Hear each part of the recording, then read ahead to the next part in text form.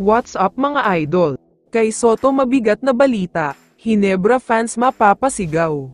Pero bago mo sana ipagpatuloy ang panonood mo, ay huwag mong kalimutan na mag-subscribe bilang suporta sa aking YouTube channel. Maraming salamat idol.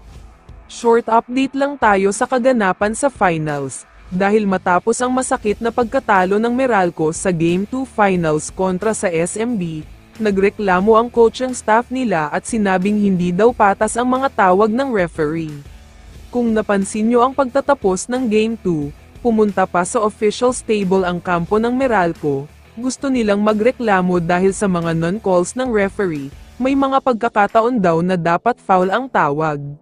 Naniniwala ang kampo ng Meralco na kung maayos lang sana ang tawag ng mga referee, baka nanalo pa sila sa Game 2 at 2-0 na sana ang serye, pero ngayon nga ay tabla na sa 1-1 kaya masakit ang loob nila.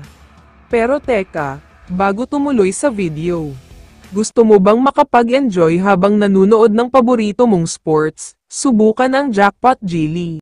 Ito ang kanilang link para makapag-register. Maraming laro tulad ng fishing, bingo, casino at iba pa na siguradong mag-e-enjoy ka talaga. Sa pag-download at registration pa lang, magkakaroon ka na agad ng 50 pesos. Ganyan kaganda sa Jackpot Jelly. Kaya ano pang hinihintay mo, mag-Jackpot Jelly na. Samantala, lumipat na tayo ngayon sa balita tungkol kay Soto, dahil ayon sa iba't ibang mga source ay hindi na daw pipirma sa ibang team sa Japan o Korea si Soto, magpapadraft na nga daw siya sa PBA sa paparating na July.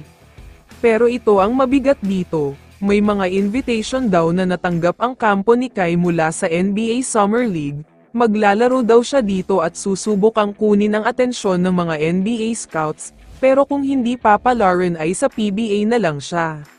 Ayon kasi sa multiple sources ay may kasunduan na daw siya at ni Boss Al Francis Chua tungkol sa usapang sweldo, at kapag nagpa-draft nga daw siya sa PBA ay gagawan ni Boss Al ng paraan para makuha siya.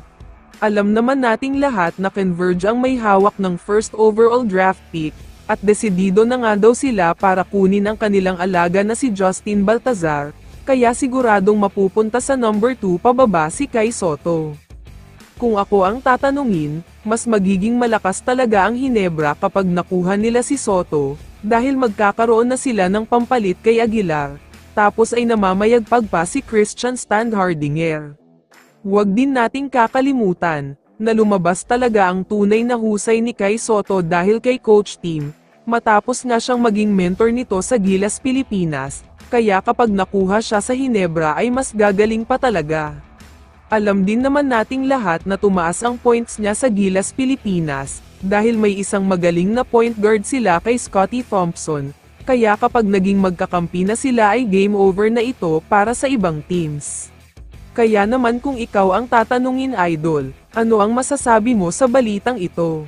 I-comment mo naman ang sagot mo sa tanong na ito. So dito na nagtatapos ang video na ito. Maraming salamat sa pagsuporta at panonood mga idol. Ingat at bye-bye.